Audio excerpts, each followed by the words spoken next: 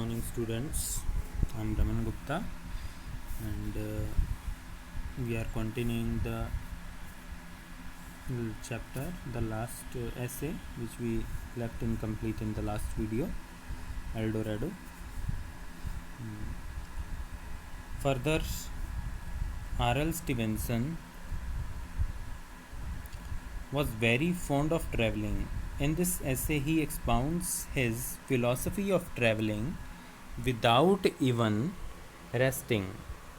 One should always be active, according to him. He says it is better to travel hopefully than to arrive. In this world, men keep themselves busy in many kinds of activities. They begin their work and finish it.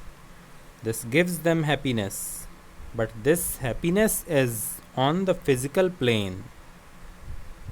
This happiness is not actual. Such activities are unreal when we think of the spirit.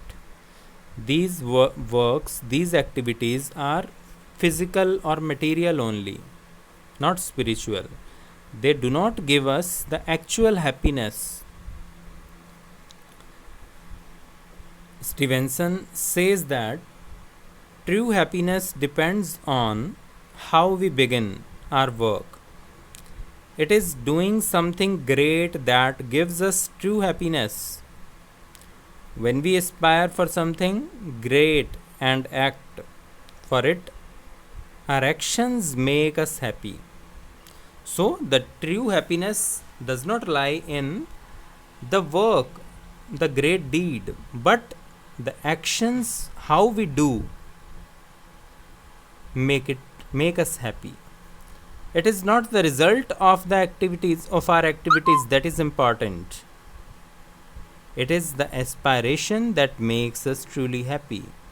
We aspire for the things, that's why we get happiness. One must have high aspiration and actively attempt to achieve what he aspires. This is an unending process. This process is not going to end ever. It keeps us busy and do great things. We are always happy. We must have interest in life. Those who have no interest in life cannot be happy. For them, the life has little meaning. It becomes dull. Aspirations always make us do great things. This gives us real joy. Those who have many interests lead a rich spiritual life. They are always happy. Those who do not have interests in life lead a dull existence. They suffer in life in various ways. So, it's better to say that when we are in material life, we should perform all activities accordingly.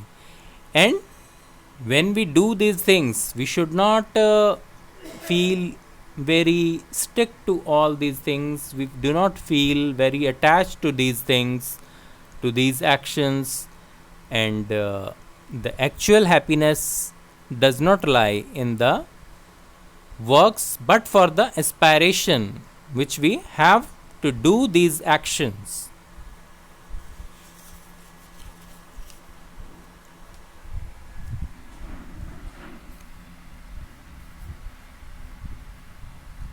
Further,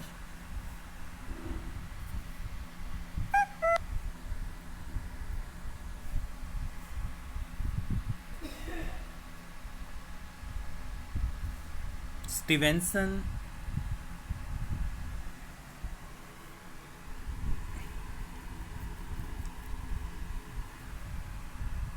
says that it is not the end of an activity that is important. The activity, if undertaken with a great aim, that is important. He says that what gives us perennial joy is mending activity. Aspirations, even when unachievable, make us happy. They go on making us happy because we are ever busy in great things. Coming to an end of activity makes us unhappy and sad. The author gives example of a young man who finished reading the great historical works of Thomas Carlyle. He was sad when he found it he had finished all the works of Carlyle and there is no other work of Carlyle to be read more. He felt sad to think that we'll have only daily papers to read. Alexander is sad to have wept bitterly when he found that he has no other country to win. The author wants to convey his belief that what gives us joy and happiness is our ever remaining busy doing activities that are interesting, unending. So, in this essay, the essayist, the author wants to convey us that the real happiness does not lie in the end of the things or in achieving our aim, but in the medium, in the modes, in the ways in which we achieve that aim. They give us real pleasure, not the goal or aim. So, wise men say that there is no aim but the ways. So, we should not think that the aim will give us happiness, but the ways give us real happiness, because there is no destination in the life of human beings. In human life, there is no destination, there are ways only. We keep on going throughout our life, and the destination, the final destination, is the death. So, there are no destinations but the ways only,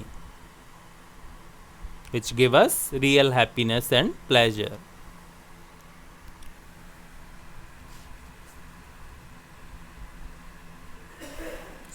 Stevenson says that we should analyze our activities in life. We feel that we are ever busy trying to achieve something. Battles are fought and won. We begin doing things and feel happy when we finish the work.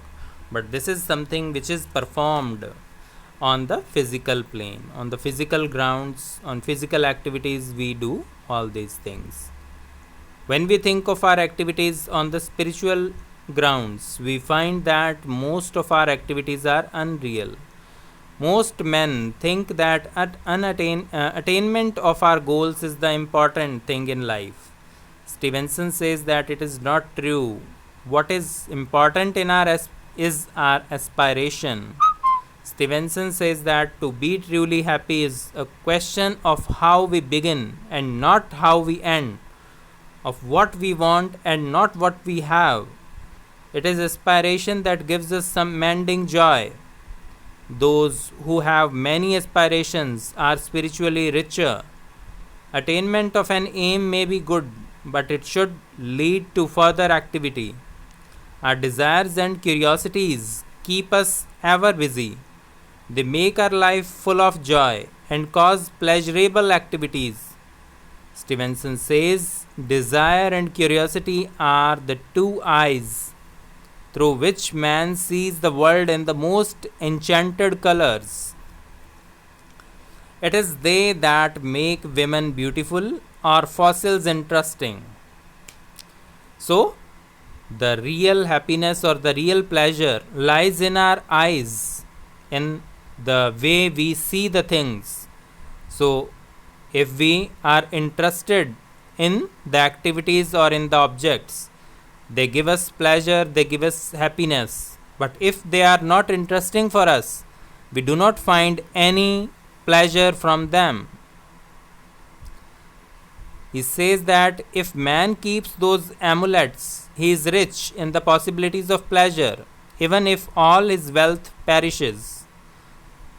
If he does not have even wealth, he can be happy, he can get real pleasure if he is interested in the things he sees. Stevenson gives the example of a young man who became sad after he had finished reading the works of Thomas Carlyle. Gibbon became sad after finishing his great historical work, Decline and Fall of the Roman Empire. It is said that Alexander wept bitterly when he felt that there is no land to win more, to conquer. There is no land left to conquer for him. So, the things which give real pleasure are the ways, are the processes, and not the aims, and when we get the achievement or when we get the destination. The life is a journey and it should go on. We may study forever and we are never as learned as we wish to be, but our never ending studies gives us true happiness and joy. We have wild and impossible ideas or fancies we make on our ways to our fanciful dreams, ceaselessly marching, grudging ourselves the time for rest. We become adventurous pioneers. We may never reach our good, or perhaps there is no such place which we are trying to reach. But what gives us pleasure is our being ever active, ever busy. Stevenson ends the essay and says, to travel hopefully is better thing than to arrive, and the true success is to labor. We live in an ascending scale when we live happily, one thing leading to another in the endless series. There is always a new origin for onward looking men, and although we dwell on a same planet, immersed in petty business and not enduring beyond a brief period of years, we are so constituted that our hopes are inaccessible like stars, and the term of hoping is prolonged until the term of life.